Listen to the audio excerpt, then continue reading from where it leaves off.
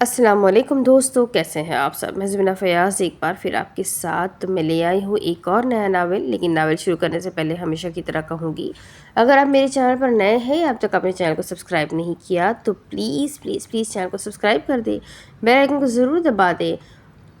اور ساتھ ہی اگر ناولز، میرے پڑھے ہوئے ناولز اور شارٹ ویڈیوز آپ کو پسند آتے ہیں تو اپنے کانٹیکٹس میں شیئر ضرور کر دیا کریں. ساتھ ہی ساتھ مجھے کمنٹ کر کے بتا دیا کریں کہ آپ کو میرے پڑھے ہوئے ناولز کیسے لگ رہے ہیں یا آپ آگے کیسے ناول سننا چاہتے ہیں. ساتھ ہی مجھے کچھ کمنٹس آئے ہیں جس میں آپ لوگوں نے ریکویسٹ کی ہے، کچھ صالح اقبال کے ناولز ہے اور بھی کچھ نئے رائٹرز کے ناولز ہے، پرانے رائٹرز کی ناولز ہے. بٹ پرابلم یہ ہے کہ میں نے ریکویسٹ ڈالی ہوئی ہے بٹ ان لوگوں کی طرف سے مجھے اب تک کوئی رپلائی نہیں ملا ہے.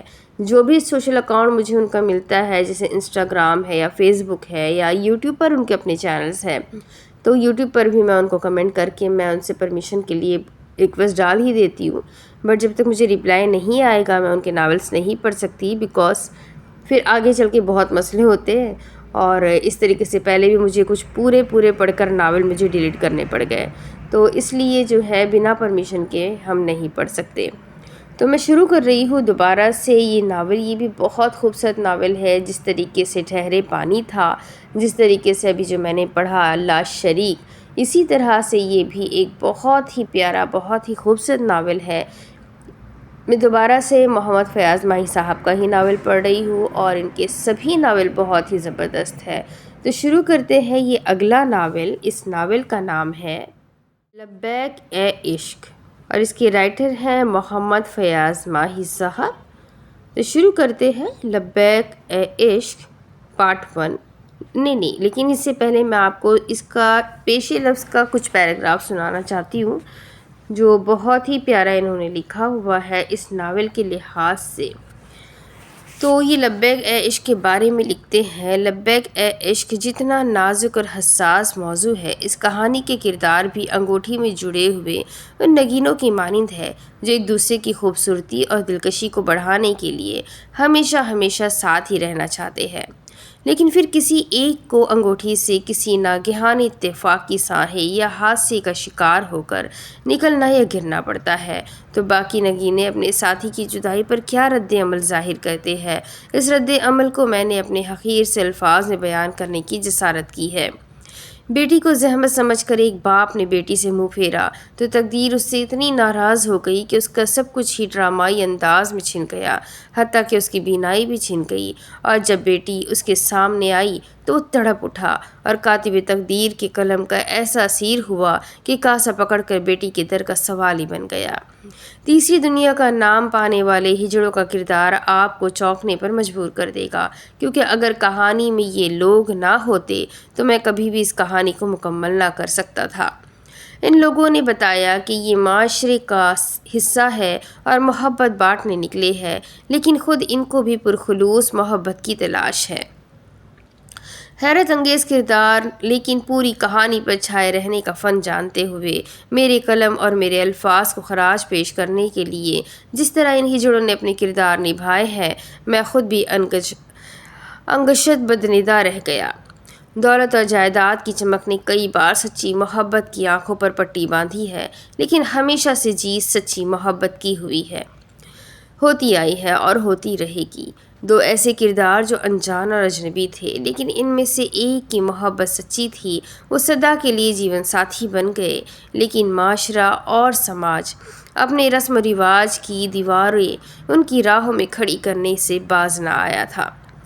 آج تک عشق نے ہی ہر کسی کو للکارا تھا، لیکن اس کہانی کا مرکزی کردار جس نے عشق کی آنکھوں میں آنکھیں ڈال کر عشق کا کلیجہ بھی ہلا دیا، عشق نے اس کی راہ میں کانٹے بچھاتے ہوئے منزل اس سے کوسوں دور کر دی. کٹھن اور پرخار راہوں کو عبور کرنے کے لیے اس نے عشق کے چیلنج کو لبیک کہہ کر قبول کیا اور پھر اس طرح عشق کو سرخرو کیا کہ خود قدرت، شریعت، عبادت اور عشق بھی حیران رہ گیا. تو یہ پیش لفظ اس کہانی کے بارے میں جو پیراگراف انہوں نے لکھے تھے. آئی ہوپ آپ کو سن کر بہت ہی انٹرسٹ آیا ہوگا، کیونکہ مجھے تو آیا ہے. عشق کو اس حد تک وہ کیسے پہنچتا ہے، اس حد تک جانے کے بعد عشق کیا رد عمل کرتا ہے، عشق میں انسان کیا کچھ کر گزرتا ہے، یہ سب کچھ جاننا تو بہت ہی کمال کی بات ہوگی اور بہت ہی انٹرسٹنگ بھی ہوگی۔ تو چلیں شروع کرتے ہیں لبیک اے عشق بائے محمد فیاض ماہی صاحب، پارٹ 1۔ لبیک اللہم لبیک، لبیک لا شریک لک لبیک، ان الحمد والنعمت لک والملک لا شریک لک۔ حاجیوں کے دل سے ہوتی ہوئی پھیپھڑوں کو تقویت بخشتی ہوئی آواز، جو کہ حلق سے پیدا ہو کر ایسا سوز پیدا کر رہی تھی کہ بیت اللہ کی پرنور فضائیں اور ان مقدس صداؤں پر قربان ہو رہی تھی۔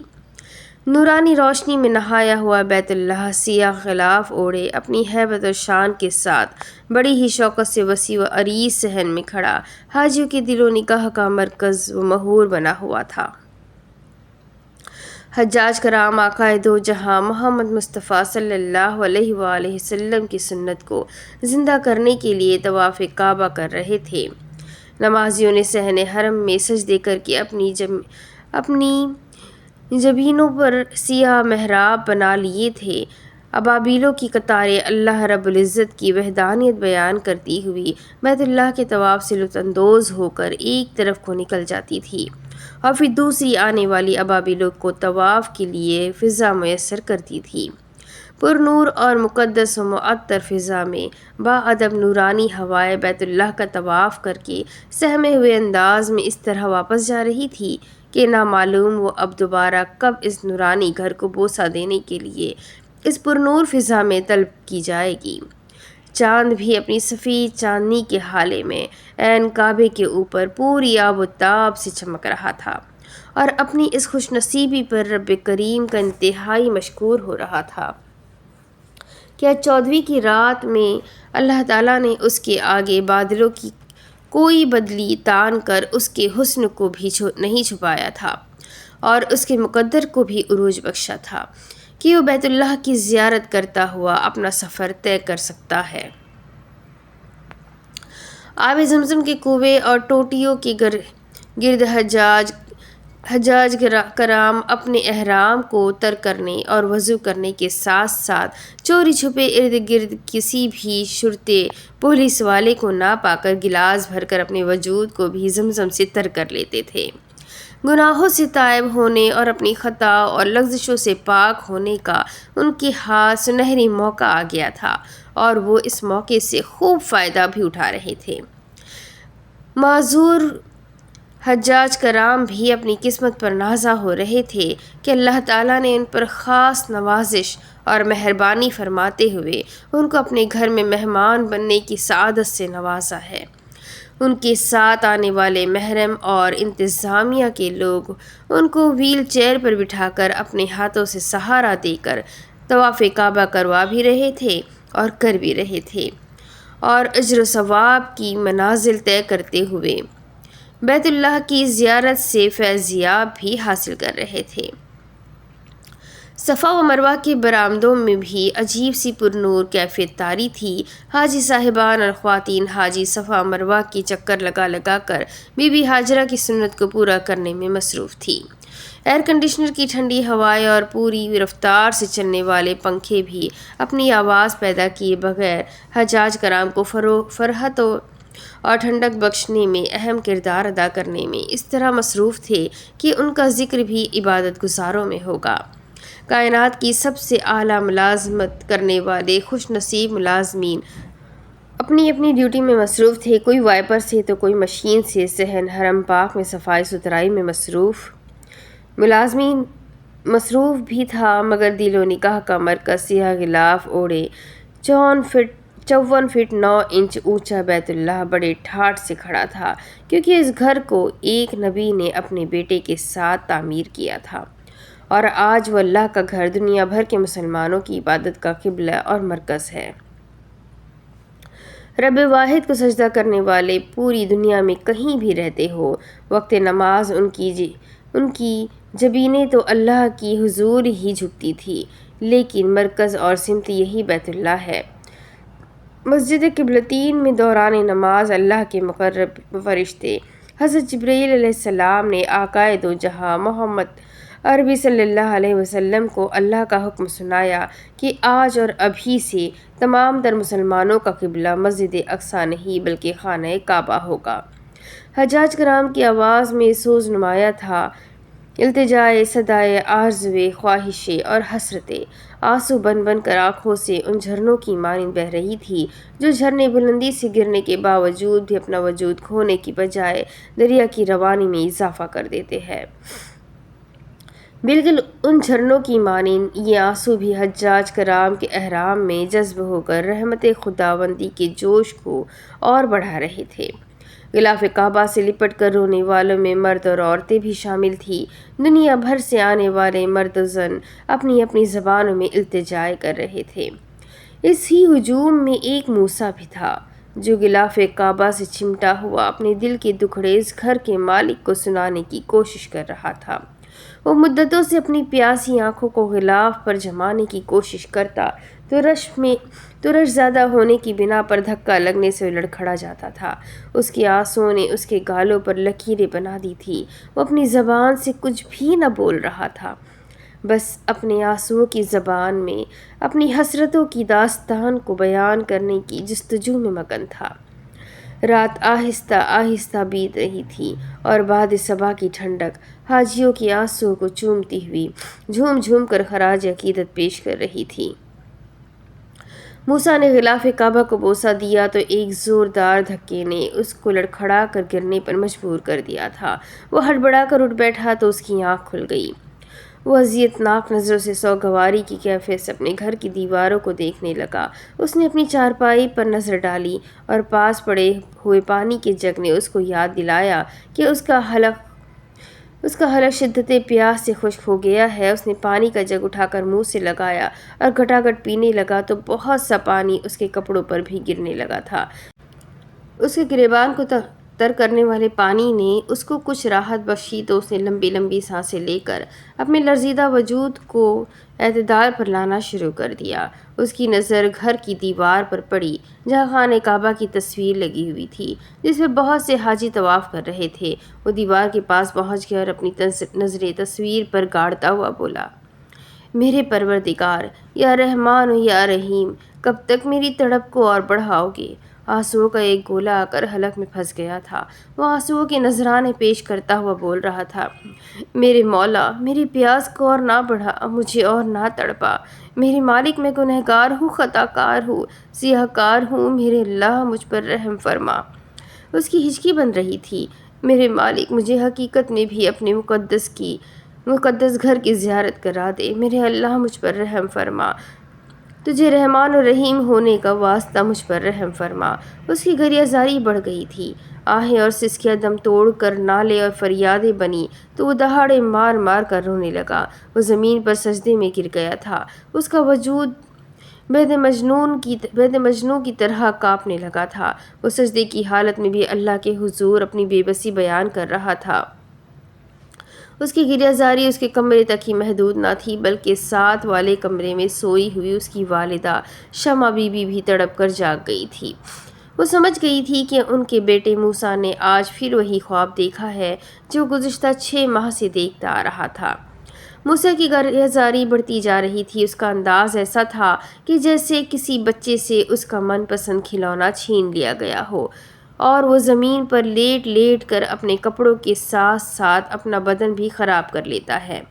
وہ اپنا خواب ٹوٹ جانے پر اللہ کے حضور سجدہ ریز ہو چکا تھا۔ وہ اپنے کانپتے اور لرزتے بدن کو قابو کرنے میں مصروف تھا۔ میری تڑپ کو اور نہ بڑھا میرے مالک، میرے اللہ مجھ پر رحم فرما، کرم فرما دے۔ میں بھی جاگتی آنکھوں سے تیرے مقدس گھر کو دیکھنا چاہتا ہوں، اپنے ہاتھوں سے غلاف کعبہ کو چھونا چاہتا ہوں، اپنی آنکھوں اور ہونٹوں سے بوسے دینا چاہتا ہوں، صحن حرم میں سجدے کرنا چاہتا ہوں۔ وہ بول رہا تھا کہ شمع بی بی اس کے کمرے کا دروازہ کھول کر دھیرے سے اندر داخل ہوئی۔ انہوں نے بیٹے کو اللہ کے حضور سجدہ ریز دیکھ کر خاموشی سے ایک طرف کھڑے ہو جانا ہی بہتر سمجھا تھا۔ وہ پھر بولا، میرے لیے مشکل اور ناممکن ہوگا، لیکن تو رحمان ہے، رحیم ہے، زمین و آسمان کا نور ہے، کرم فرما دے، رحم فرما دے، رحم فرما دے۔ وہ سجدے میں ہی پڑا تھا۔ شمع بی بی بیٹے کی طرف مترہم نظروں سے دیکھتی رہی۔ وہ چند لمحے اس بات کی منتظر رہی کہ موسیٰ اپنی درخواست عجز و انکساری سے مالک دو جہاں کے حضور پیش کر دے۔ موسیٰ کے خاموش ہو جانے پر انہوں نے تھوڑا سا جھک کر موسیٰ کے کندھے پر ہاتھ رکھا اور بولی، موسیٰ بیٹا، کیا بات ہے؟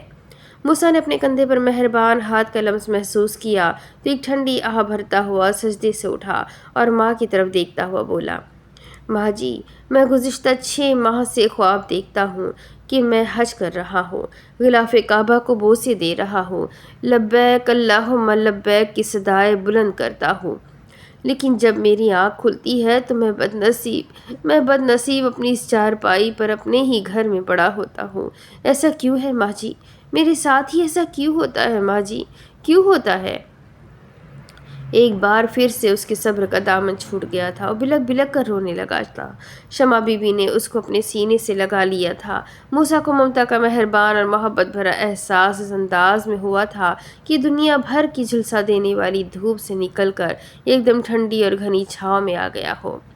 اللہ بڑا کارساز ہے، وہ مہربان اور رحمان ہے، اس کے گھر میں دیر ہے اندھیر نہیں ہے۔ شمع بی بی موسیٰ کو دلاسا دے رہی تھی تو اس کی ہچکیاں بن رہی تھی۔ وہ اپنے خاص بندوں پر اسی طرح انعامات فرماتا ہے، تم دیکھنا وہ تمہیں ایک دن ضرور اپنے گھر بلائے گا۔ موسیٰ نے تڑپ کر ماں جی کی طرف دیکھا اور سرخ آنکھوں کو فوراً ہی احترام میں جھکا کر بولا، آپ تو ماں ہے اور ماں تو خدا کا دوسرا روپ ہوتا ہے، آپ میرے لیے دعا کریں ماں جی۔ وہ یہ کہہ کر شمع بی بی کے قدموں میں گر گیا۔ صرف ایک بار وہ مجھے اپنے گھر بلا لے، آپ میرے لیے دعا کریں ماں جی۔ ایک بار پھر آنسوؤں کی قطاریں اس کے گالوں پر اپنے نشان بنانے لگی تھی۔ شمع بی بی نے نیچے جھک کر اس کو اٹھایا اور اس کا سر اپنے کندھے سے لگا کر اس پر درود شریف پڑھ پڑھ کر اس کے چہرے پر پھونکے مارتی ہوئی بولی، اللہ تعالیٰ تمہیں اپنے گھر ضرور بلائے گا، تم اٹھ کر وضو کر لو کیونکہ نماز فجر کا وقت بھی ہو رہا ہے، میں تو ماں ہوں، تمہارے لیے ضرور دعا کروں گی۔ ان کی آنکھیں بھی بھیگ گئی تھیں۔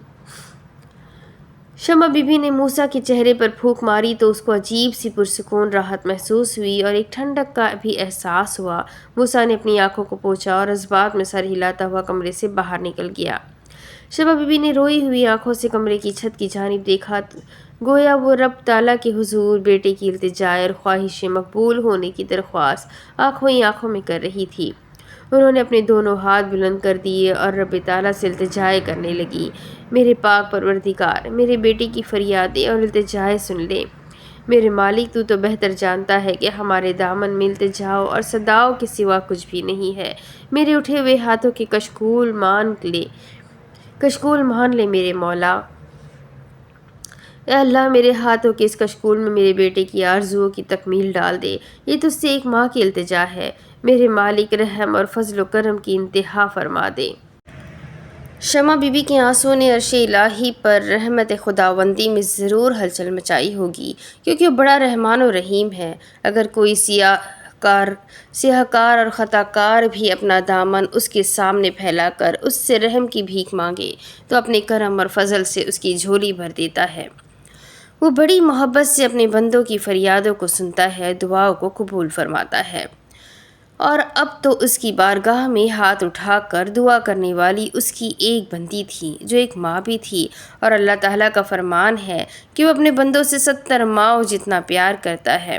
اور شمع بی بی جیسی نیک اور برگزیدہ خاتون نے اپنے شوہر کی وفات کے بعد اپنے دونوں بیٹوں شرجیل اور موسیٰ کو اچھی تعلیم بھی دلوانے کی کوشش کی تھی اور ان کی پرورش میں بھی کوئی کسر نہ اٹھا رکھی تھی۔ لیکن موسیٰ کی نسبت بڑے بیٹے شرجیل کی پرورش میں ضرور کوئی کمی یا خامی رہ گئی تھی۔ وہ موسیٰ کی نسبت محنتی بھی نہ تھا اور فرمانبردار بھی نہ تھا، سارا دن جوا کھیلتا تھا اور اس کام کو ہی کاروبار سمجھتا تھا، جبکہ موسیٰ محنتی اور فرمانبردار نوجوان تھا۔ اس نے باپ کی وفات کے بعد گھر کی ذمہ داری اچھی طرح محسوس بھی کی تھی اور اس کو نبھانے میں اہم کردار بھی ادا کر رہا تھا۔ یہی وجہ تھی کہ گھر کا نظام موسیٰ کی محنت کی بدولت ہی عزت اور آبرو سے اپنا بھرم بنائے ہوئے تھا۔ شمع بی بی نے ہمیشہ ہی اپنے دونوں بیٹوں کے لیے دعائیں کی تھیں۔ موسیٰ کے حج کرنے کی لگن نے ان کو تڑپا دیا تھا۔ ان کے اٹھے ہوئے ہاتھوں اور ممتا کے تڑپتے ہوئے لہجے نے مشیت ازدی میں ہلچل مچا دی تھی۔ رحمت الہی جوش میں آ کر تقدیر کو وسیلے بنا کر امتحانوں اور لغزشوں کے درمیان بہترین فیصلہ کروانے کے لیے اپنے امتحان تیار کرنے لگی تھی، جس میں موسیٰ نے عشق خدا کو سرخرو کرنے کے لیے کیا اندازہ اپنایا تھا، یہ موسیٰ کو بھی علم نہ تھا۔ بیٹی رحمت ہے، بیٹی رحمت ہے، بیٹی زحمت نہیں، خدا کے نام پر میری مدد کرو، میں 2 دن سے بھوکا ہوں۔ نام تو اس کا بادشاہ تھا، لیکن وہ ایک نابینا فقیر تھا۔ اس کی صدا میں جو درد تھا وہ لوگوں کے لیے سبق بھی تھا اور نصیحت بھی تھا، لیکن وہ یہ صدا کیوں لگاتا تھا، یہ راز آج تک نہ کھل سکا تھا۔ وہ ان گلیوں میں اور محلوں میں گزشتہ 2 برسوں سے یہی صدا لگا رہا تھا۔ کسی نے بھی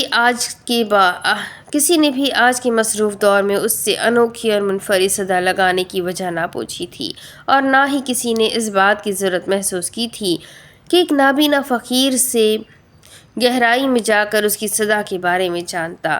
وہ ایک چھڑی کے سہارے چلتا ہوا کبھی کسی چیز سے ٹکرا جاتا تو لوگ آواز دے دیتے، حافظ جی دائیں ہاتھ، یا پھر حافظ جی بائیں ہاتھ ہو جائے، آگے سائیکل یا کوئی چیز ہے۔ وہ ان صداؤں کو سن کر اپنا راستہ چھڑی کے سہارے ہی بنا لیتا تھا۔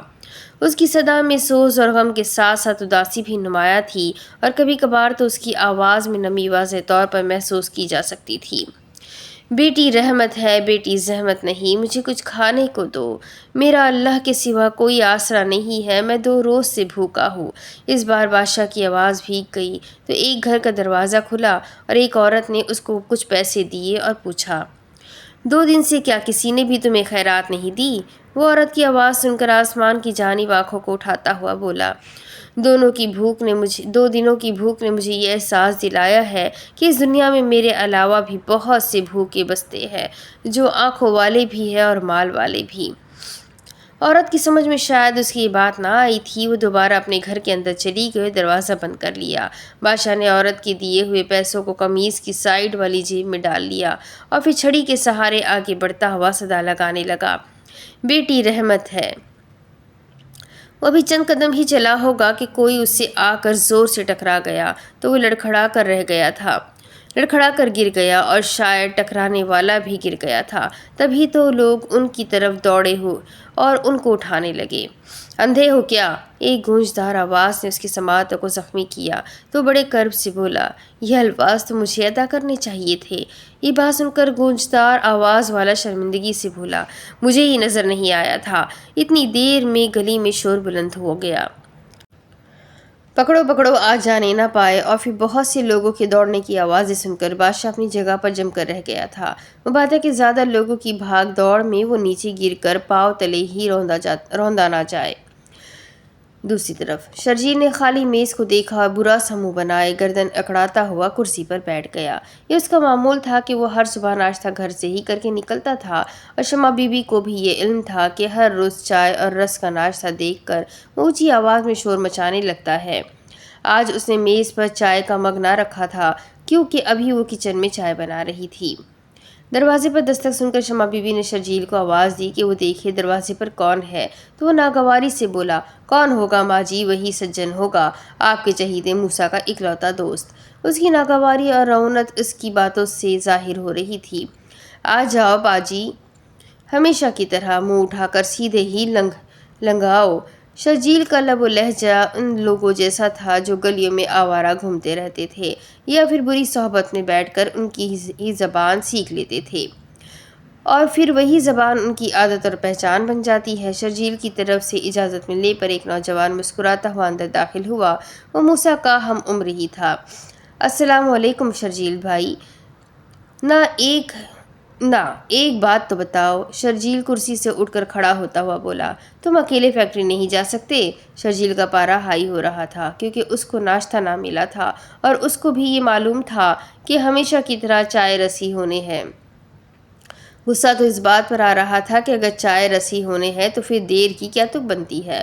اس نے سجن کے سلام کا جواب دینے کی بجائے اس پر غصہ نکالنا شروع کیا تو وہ حسب عادت مسکراتا ہوا بولا، شرجیل بھائی، میں اور موسیٰ ایک ہی فیکٹری میں کام کرتے ہیں، اس لیے ماں جی کو سلام کرنے آ جاتا ہوں۔ اتنا شریف نہ بن، ماں جی کو سلام کر اور چلتا بن۔ شرجیل کے ماتھے پر ہنوز بل پڑے ہوئے تھے۔ شرجیل بھائی، آپ تو خواہ مخواہ ہی مجھ سے ناراض رہتے ہیں۔ سجن ایک خالی کرسی پر بیٹھ گیا تو شرجیل کو اور بھی برا لگا، لیکن وہ اس بار بولنے کی بجائے کرسی پر بیٹھتا ہوا اس کو گھورنے ہی پر اکتفا کر گیا۔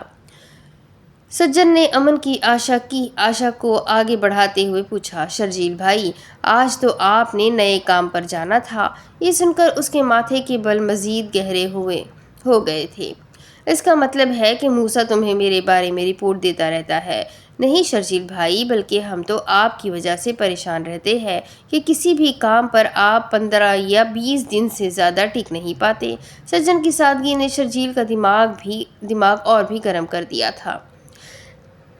نہ، تمہیں کیوں پریشانی ہوتی ہے؟ ویلا میں پھرتا ہوں اور پریشان تم ہوتے رہتے ہو۔ اس نے سجن کا کالر پکڑتے ہوئے کہا، نہ باؤ سجن، میرا ہمدرد نہ بن۔ سجن حسب عادت مسکراتا ہی رہا اور بولا، میں اور موسیٰ اس وجہ سے پریشان سے رہتے ہیں کہ ماں جی آپ کی شادی کی وجہ سے پریشان ہے۔ شادی کا سن کر شرجیل کے چہرے پر تھوڑی سی سرخی چھائی تو مسکرانے کی کوشش میں پہلا کام چھوڑنے کی وجہ بتانے لگا۔ وہ پہلا ٹھیکیدار مجھے چور سمجھتا تھا۔ حسب روایت اس نے اپنی کاہلی اور نااہلی چھپانے کے لیے پرانے کام میں کیڑے نکالنے کا بے ڈھنگا سا جواز بنایا تو سجن ہنسنے لگا۔ سمجھتا تھا؟ سجن نے لفظ تھا پر زور دیا تو شرجیل چونک کر اس کی طرف دیکھنے لگا تو سجن گڑبڑا گیا۔ میرا مطلب ہے بھائی کہ وہ ایسا کیوں سمجھتا تھا؟ سجن نے بات بناتے ہوئے اپنی جان بچانا ہی غنیمت سمجھا، کیونکہ اس کا دو حرفی فکرہ شرجیل کے دماغ کو گرما گیا تھا۔ چونکہ اس کی شادی کا تذکرہ ہو رہا تھا، اس لیے وہ بھی کچھ تحمل کا مظاہرہ کرتا ہوا بولا، وہ ٹھیکیدار سمجھتا تھا کہ میں سریا چراتا ہوں۔ حالانکہ اس کا دھیان سیمنٹ کی ان بوریوں کی طرف نہ گیا ہوگا جو دن بدن کم ہوتی جا رہی ہوگی۔ اس بار تو سجن کے ترکیب جواب دینے کی عادت نے شرجیل کی تیوریوں میں بھی اور بھی اضافہ کر دیا تھا۔ اپنی زبان کو بتی دندوں تلے دبا کر رکھو، ورنہ کاٹ کر کتوں کو کھلا دوں گا۔ سجن سمجھ گیا کہ اس کے سچ بولنے کی عادت اب اس کو مار ضرور پڑوائے گی، اس لیے وہ خاموش ہی رہا، اور اسی اثنا میں شمع بی بی بھی اندر سے آ گئی۔ ان کے ہاتھ میں پلیٹ تھی جس میں رزق رکھے ہوئے تھے اور دوسرے ہاتھ میں چائے کا مگ تھا۔ انہوں نے دونوں چیزوں کو میز پر رکھا تو سجن نے ان کو سلام کیا۔ شمع بی بی نے سلام کا جواب دے کر سجن کے سر پر پیار سے ہاتھ پھیرا۔ کیسی طبیعت ہے ماں جی؟ ٹھیک ہو بیٹا؟ شمع بی بی بڑی محبت سے مسکرا کر بولی، تم سناؤ، خیریت ہے نا؟ آپ کی دعا ہے سب ٹھیک ہے۔ اتنی دیر میں شرجیل چائے کے مگ میں رس بھگو چکا تھا۔ وہ سجن کی طرف دیکھتا ہوا بولا، نہ، تم فیکٹری جانے کے لیے اپنے گھر سے گھنٹہ پہلے ہی ہماری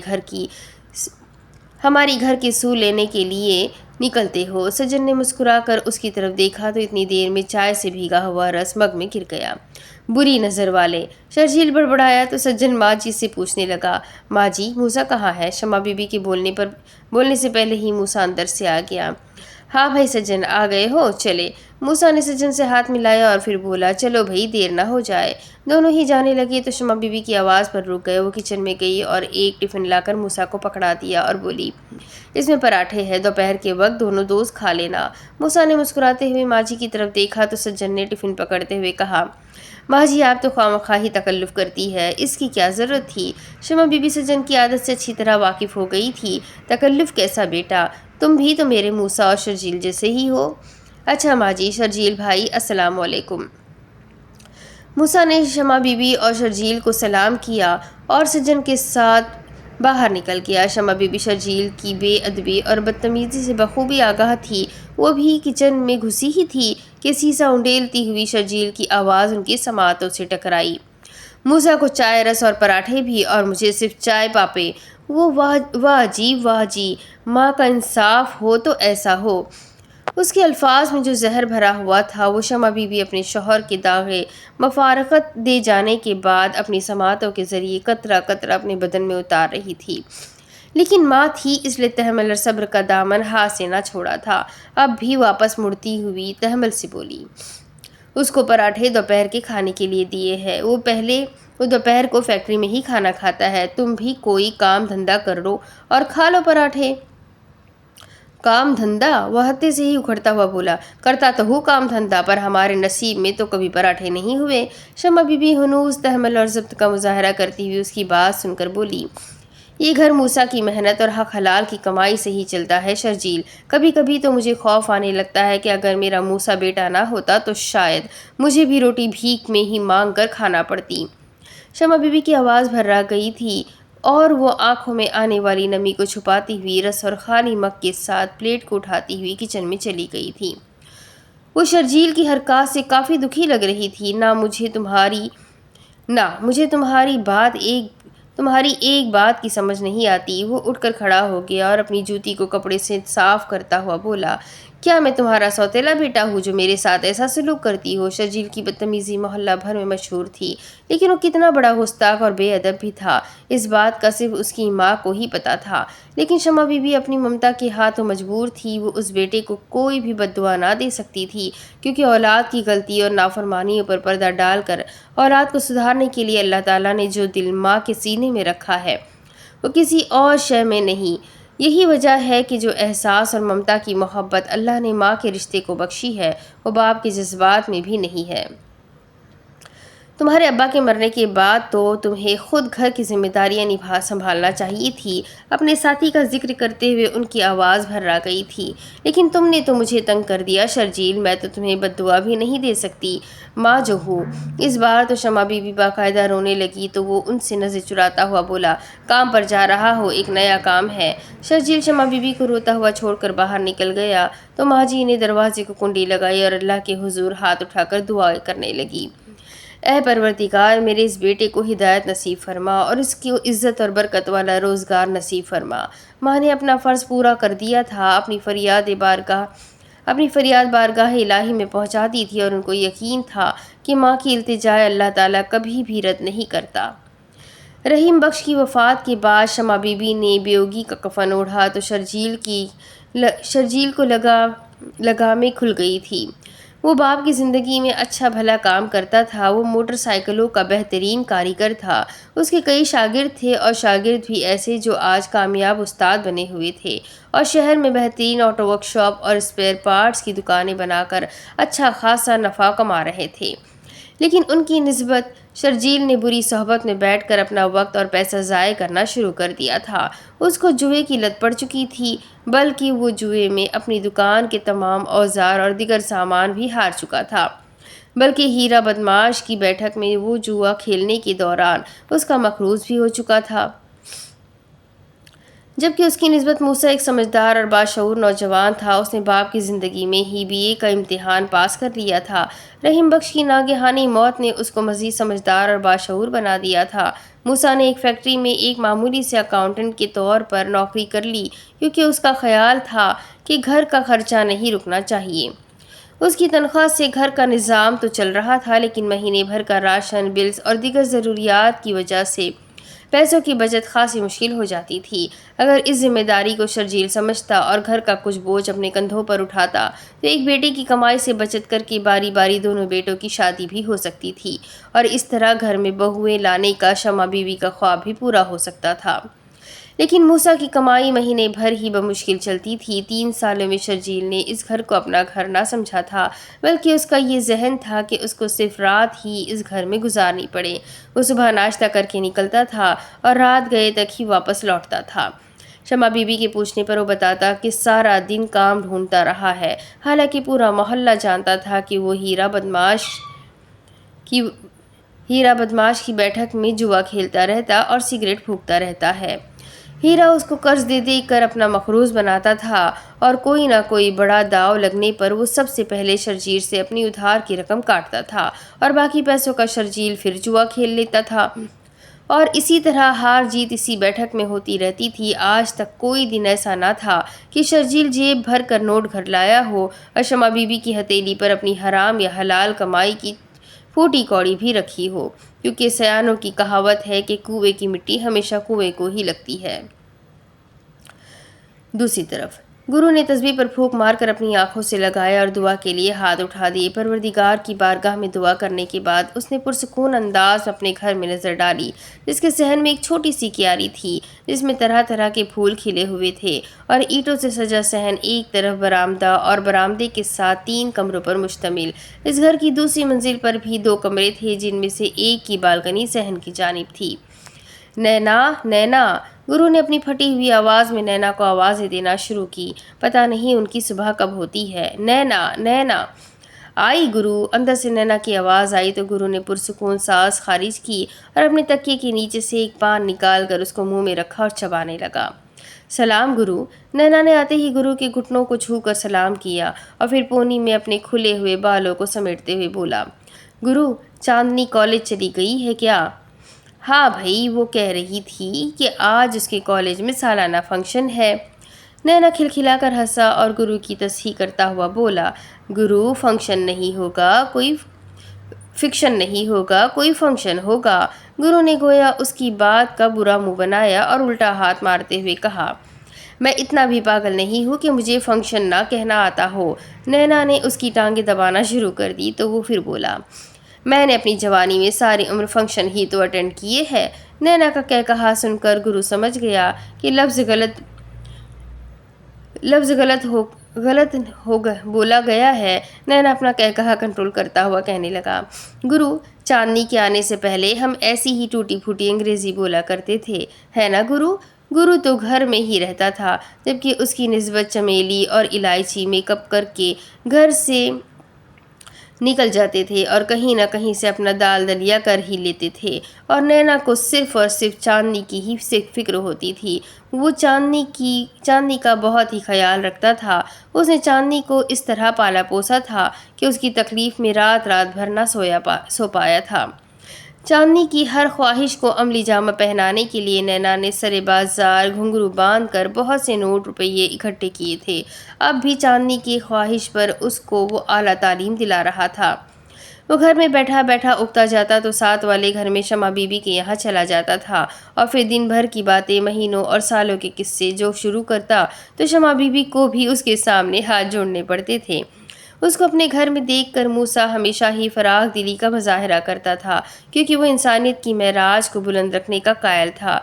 जबकि कभी कभार शर्जील की मौजूदगी में नैना आ जाता तो शर्जील के माथे पर तेवरियाँ पड़ जाती, क्योंकि नैना को मालूम था कि शर्जील सारा सारा दिन क्या गुल खिलाता रहता है।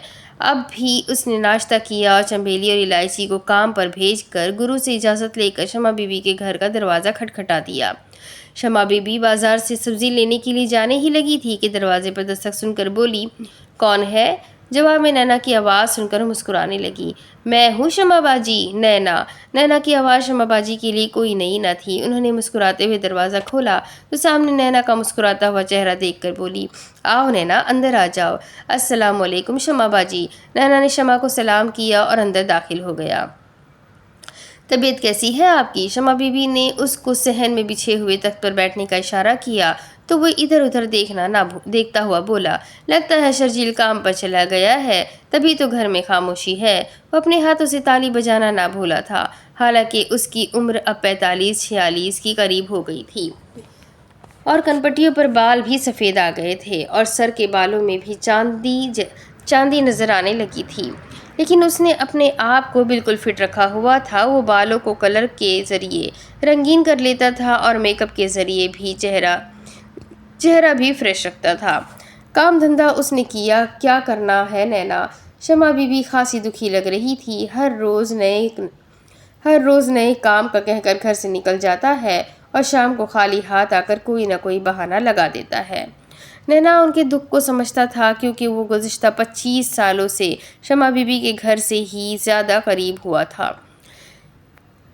रहीम बख्श की वफ़ात और शमा बीबी का बेवा होना उसके सामने ही की बातें थी और वो और शमा बीबी एक दूसरे के घरेलू हालात से बखूबी वाकिफ़ थे। तभी तो नैना ने एक बार फिर हाथ से ताली इस अंदाज में बजाई कि शमा बीबी मुस्कुरा कर उसकी तरफ देखने लगी थी।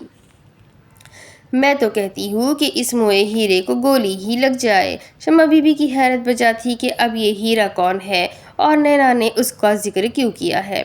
لوگوں کے گھر اجاڑنے کا ٹھیکہ اس کمینے نے لے رکھا ہے، سارا دن جوا کرواتا ہے اور شرجیل کو بھی اس نے اپنی چاٹ پر لگا رکھا ہے۔ شمع بی بی کو یہ تو علم تھا کہ شرجیل کام دھندہ کوئی نہیں کرتا، لیکن کپڑے اور نئی جوتی کے کئی جوڑے اس کے کمرے میں موجود ہوتے تھے۔ اس کا مطلب ہے کہ شرجیل جوا کھیلتا ہے۔ شمع بی بی خوف سے ہی کانپ کر رہ گئی۔ وہ بے یقینی کی کیفیت میں نینا کی طرف دیکھنے لگی، جو ہیرے کی جوئے کی بیٹھک سے کافی خائف تھا۔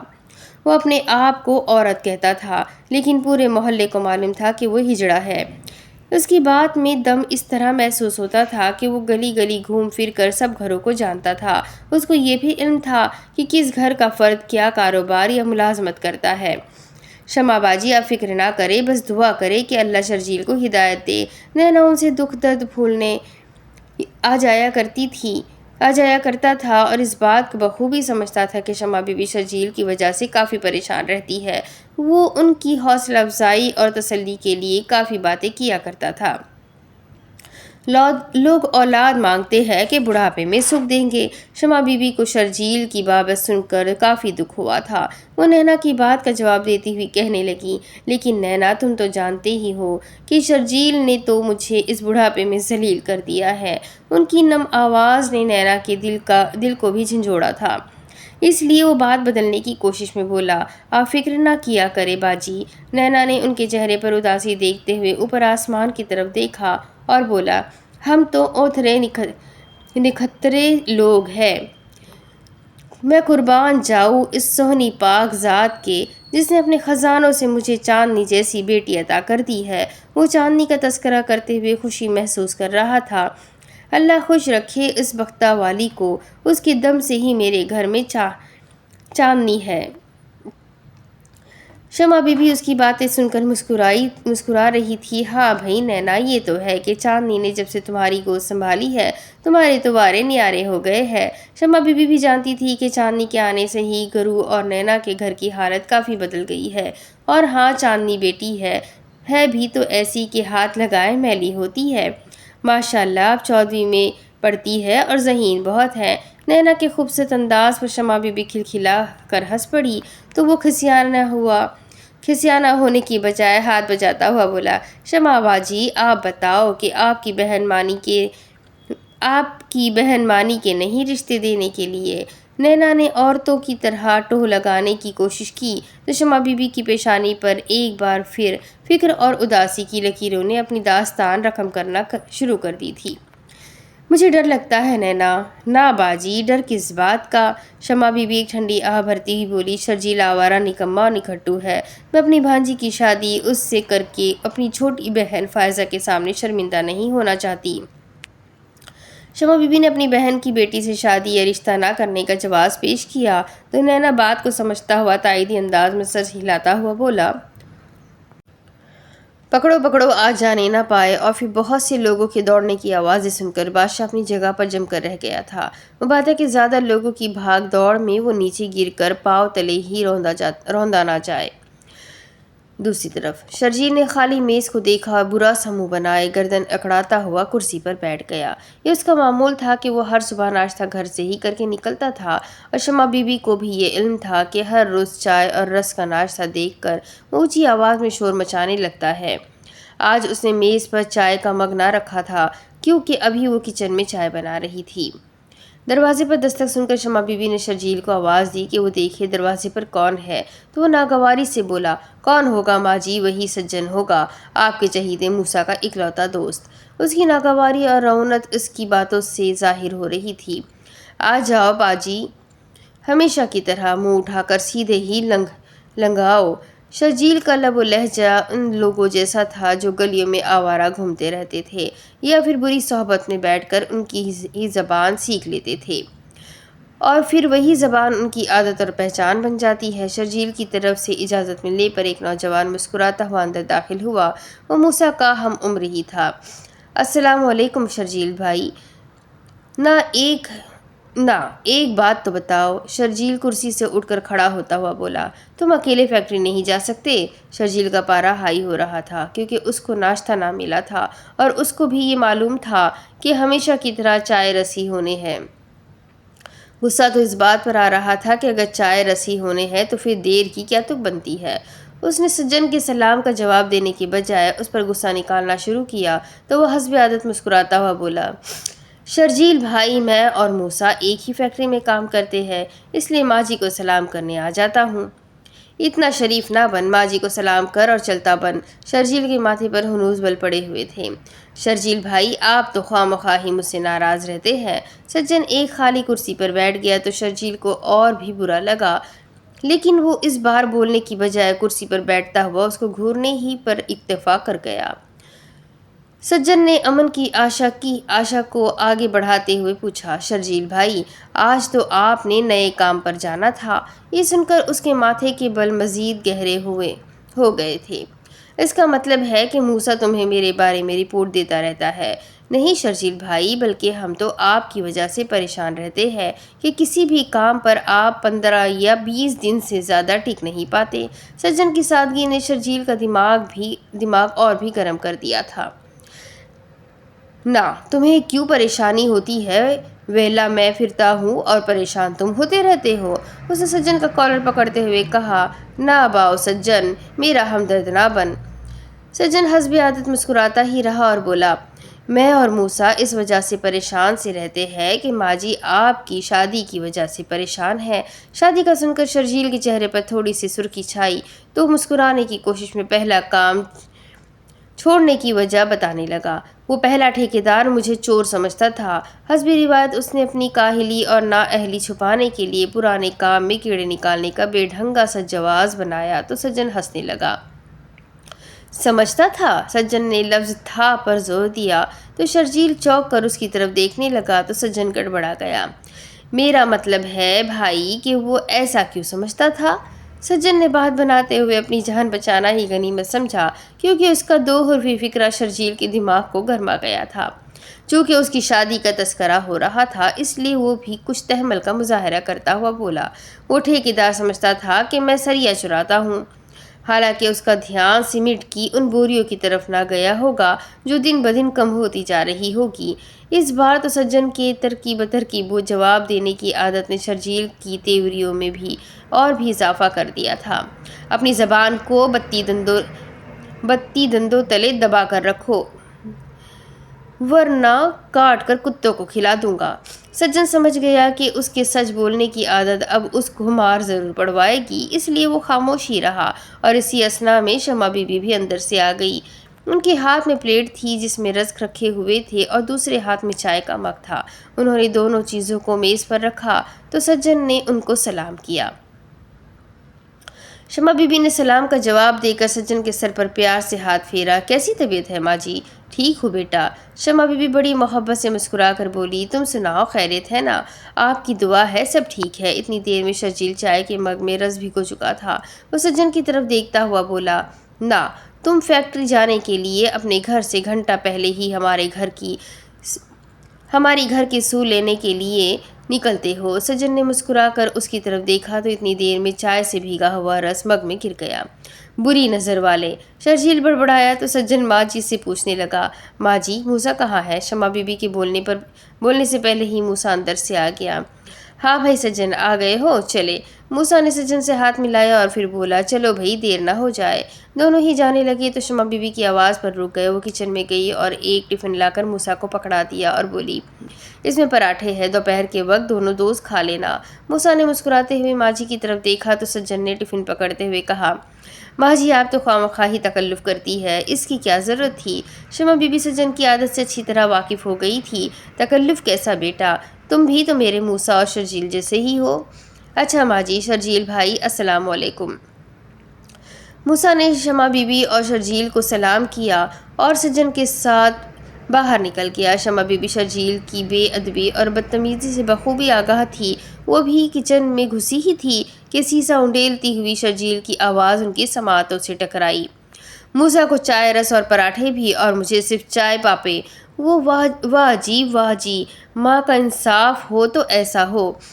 اس کے الفاظ میں جو زہر بھرا ہوا تھا وہ شمع بی بی اپنے شوہر کے داغے مفارقت دے جانے کے بعد اپنی سماعتوں کے ذریعے قطرہ قطرہ اپنے بدن میں اتار رہی تھی۔ لیکن ماں تھی اس لیے تحمل اور صبر کا دامن ہاتھ سے نہ چھوڑا تھا۔ اب بھی واپس مڑتی ہوئی تحمل سے بولی، اس کو پراٹھے دوپہر کے کھانے کے لیے دیے ہیں، وہ دوپہر کو فیکٹری میں ہی کھانا کھاتا ہے، تم بھی کوئی کام دھندا کر لو اور کھا لو پراٹھے۔ کام دھندا؟ وہ ہتے سے ہی اکھڑتا ہوا بولا، کرتا تو ہوں کام دھندا، پر ہمارے نصیب میں تو کبھی پراٹھے نہیں ہوئے۔ شمع بی بی ہنوز تحمل اور ضبط کا مظاہرہ کرتی ہوئی اس کی بات سن کر بولی، یہ گھر موسیٰ کی محنت اور حق حلال کی کمائی سے ہی چلتا ہے شرجیل۔ کبھی کبھی تو مجھے خوف آنے لگتا ہے کہ اگر میرا موسیٰ بیٹا نہ ہوتا تو شاید مجھے بھی روٹی بھیک میں ہی مانگ کر کھانا پڑتی۔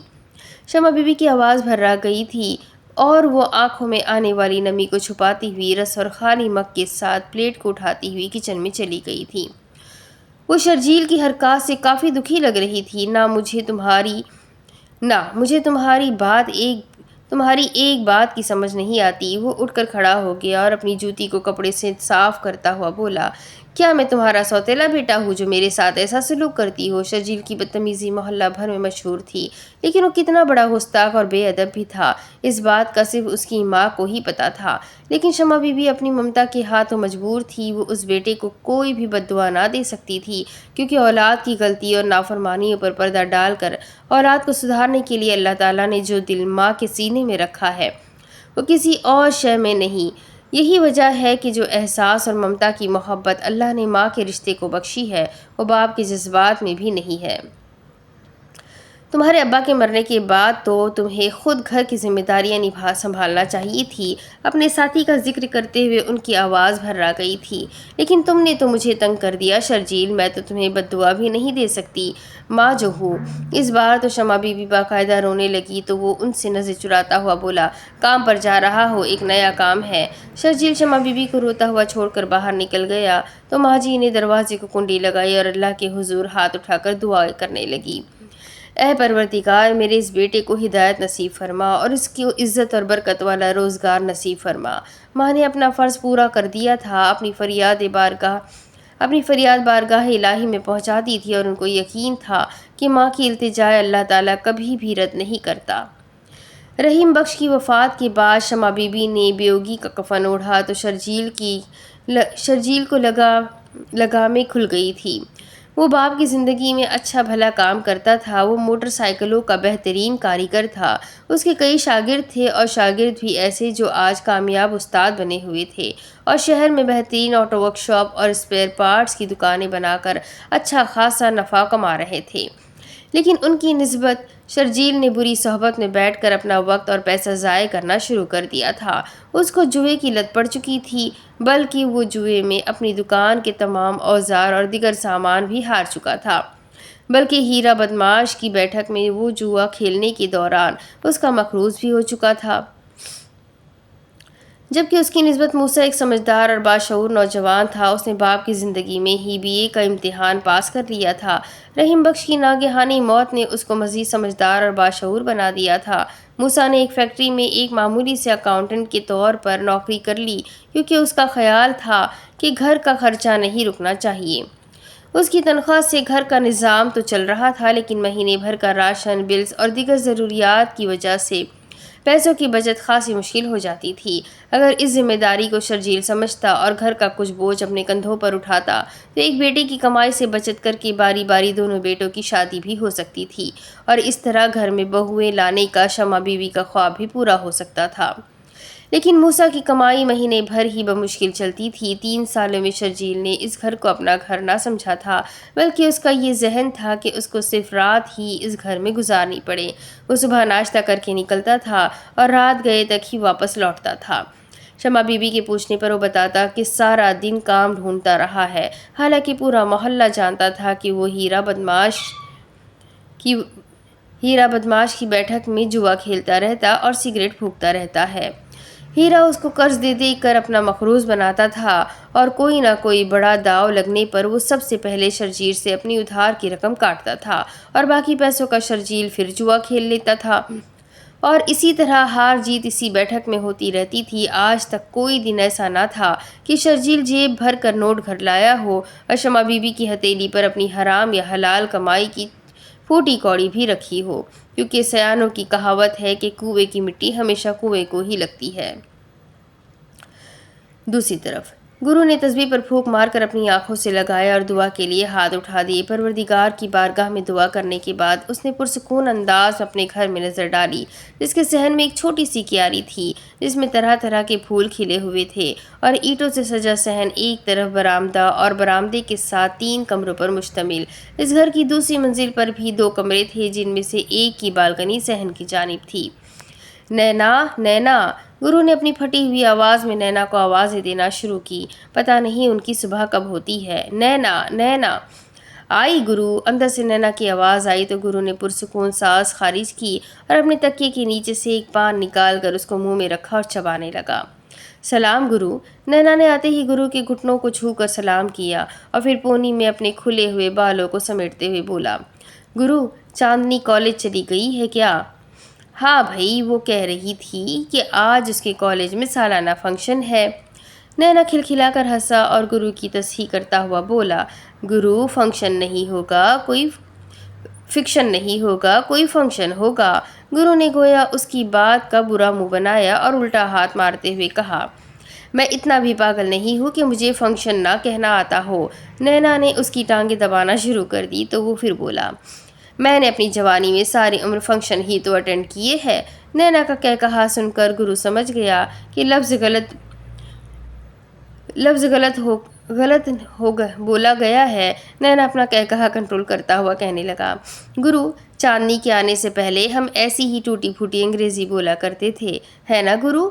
गुरु तो घर में ही रहता था, जबकि उसकी निस्बत चमेली और इलायची मेकअप करके घर से निकल जाते थे और कहीं ना कहीं से अपना दाल दलिया कर ही लेते थे। और नैना को सिर्फ और सिर्फ चांदनी की ही फिक्र होती थी। वो चांदनी का बहुत ही ख्याल रखता था। उसने चांदनी को इस तरह पाला पोसा था कि उसकी तकलीफ़ में रात रात भर ना सो पाया था। चांदनी की हर ख्वाहिश को अमली जामा पहनाने के लिए नैना ने सरे बाजार घुंघरू बांध कर बहुत से नोट रुपये इकट्ठे किए थे। अब भी चांदनी की ख्वाहिश पर उसको वो आला तालीम दिला रहा था।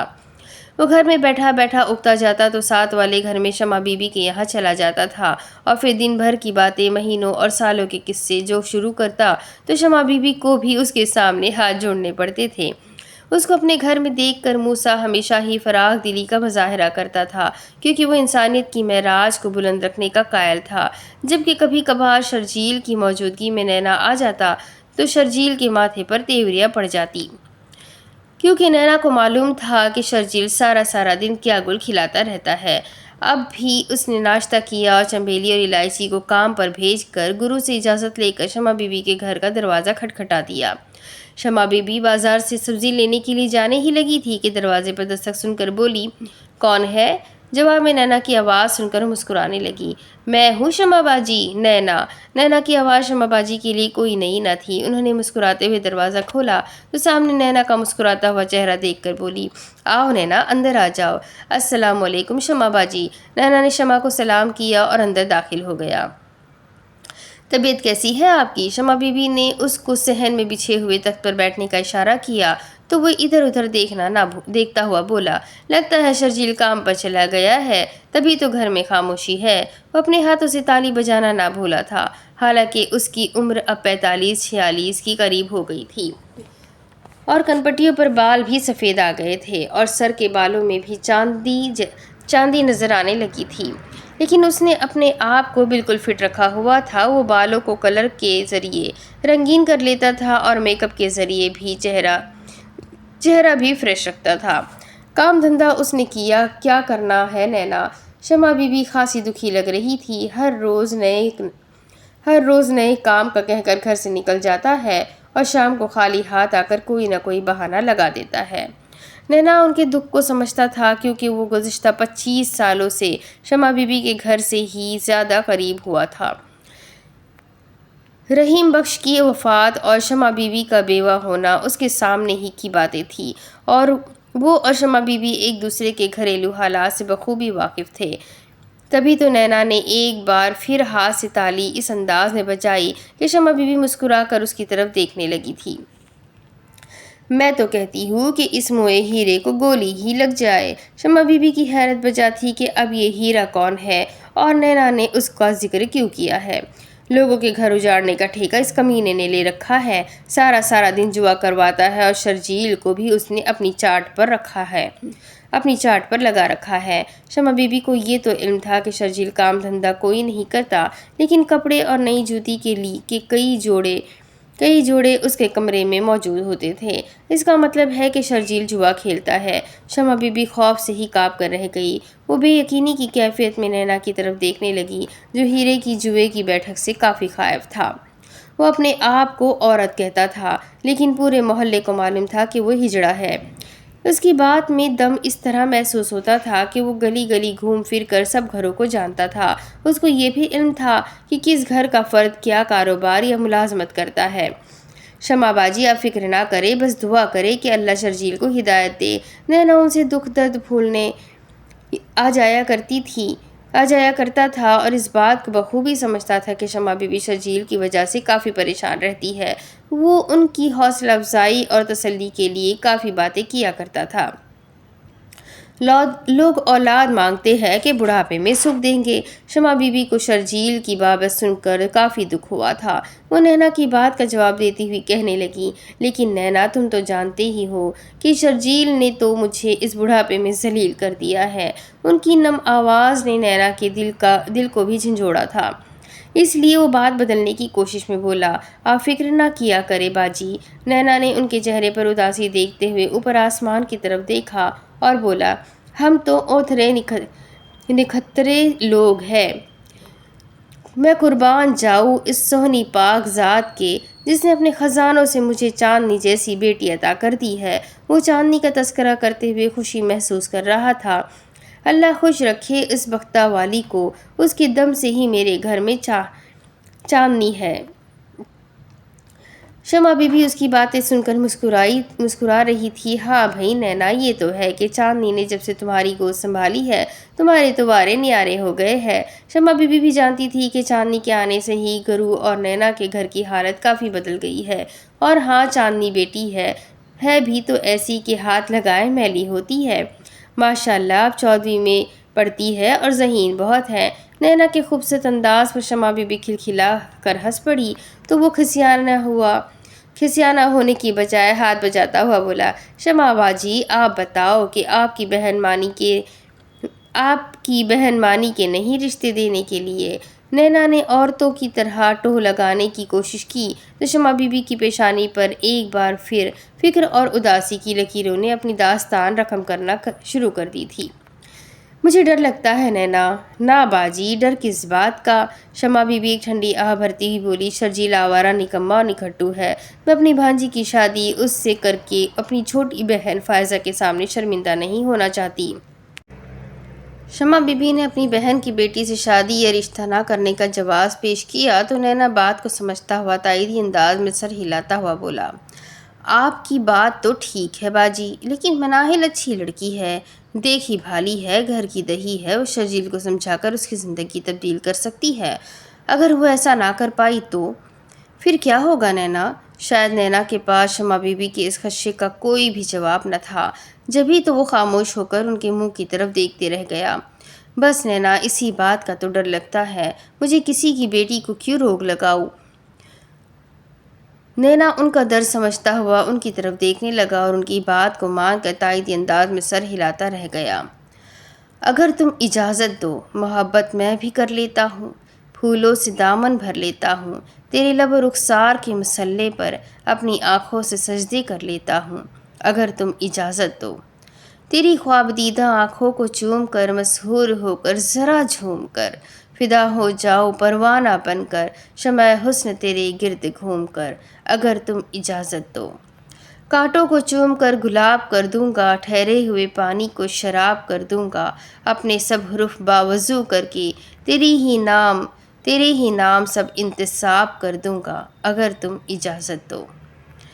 تم پر نچھاور جان کر دوں گا، اپنا نام تجھے دان کر دوں گا، تم پر لکھی شاعری کو ایک دن عشق کی قسم اذان کر دوں گا، اگر تم اجازت دو، صرف تم اجازت دو۔ عبید رضا کے خاموش ہونے پر چاندنی نے اپنے پیارے اور گورے ہاتھوں سے تالی بجائی تو عبید رضا باقاعدہ طور پر اپنی کرسی سے اٹھ کر کارنش بجانے والے انداز میں اس کے سامنے جھکا تو چاندنی بے اختیار ہنس پڑی۔ اس کے موتیوں جیسے دانت کلیوں کی طرح کھلے تو عبید رضا کے دل پر چھریاں سی چل گئیں۔ واہ جی واہ عبید رضا، تم شاعر بھی ہو، اس بات کا اندازہ مجھے نہیں تھا۔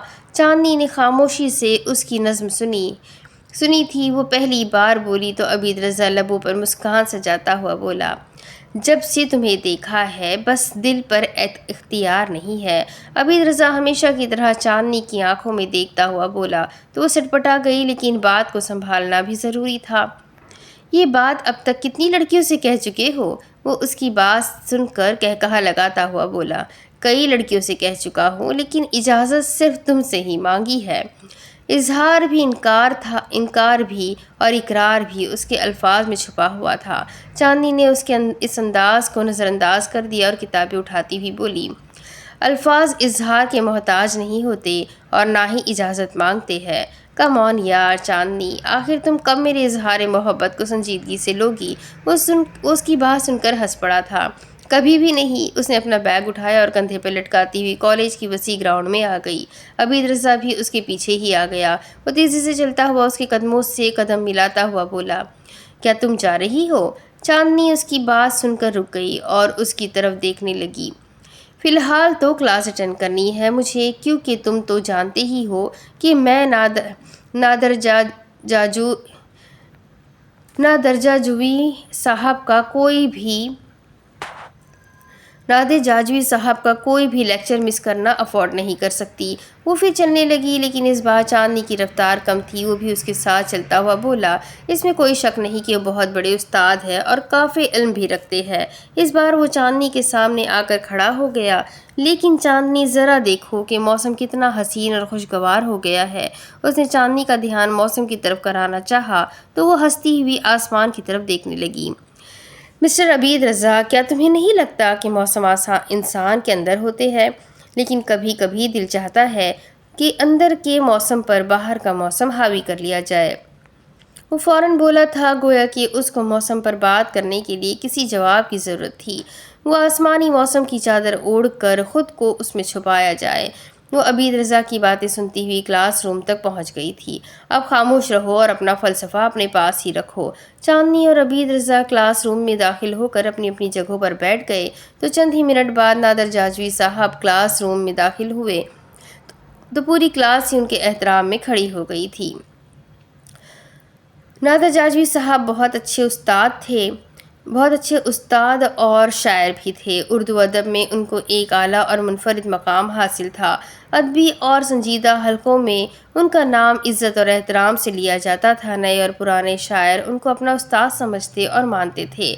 اس عزت اور اعتماد کو برقرار اور بحال رکھنے کے لیے انہوں نے کتب لکھی تھی، جن میں سے کافی اسباق ایسے تھے جو سلیبس میں موجود تھے اور اردو یونیورسٹیز میں پڑھائے جاتے تھے۔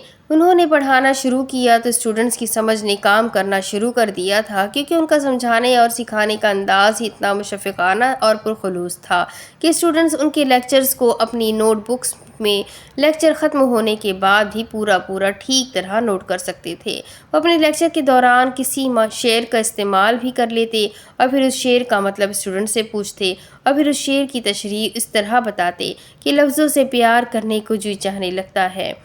یہی وجہ تھی کہ اسٹوڈنٹس ان کے لیکچرز مس نہ کیا کرتے تھے، بلکہ شوق اور ذوق سے کلاسز اٹینڈ کیا کرتے تھے اور ان کی پڑھائی ہوئی شاعری، نثر اور دیگر اسباق اکثر امتحانوں میں آ کر اسٹوڈنٹس کا امتحان لینے کی کوشش کرتے تھے، لیکن اسٹوڈنٹس ہر اس امتحان میں اچھی طرح سرخرو ہوتے تھے۔ جو اسباق انہوں نے نادر جاجوی صاحب سے پڑھے ہوتے تھے، یہی وجہ تھی کہ ان کی کلاسز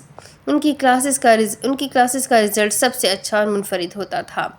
لیکچر ختم ہو گیا تو سبھی اسٹوڈنٹس کلاس روم سے باہر آ گئے۔ چاندنی کے دیوانوں میں اس کے بہت سے کلاس فیلوز اور پھر اسی یونیورسٹی کالج کے ہیروز بھی شامل تھے، لیکن وہ چاندنی نے اس کو اپنے نام اور مقام کا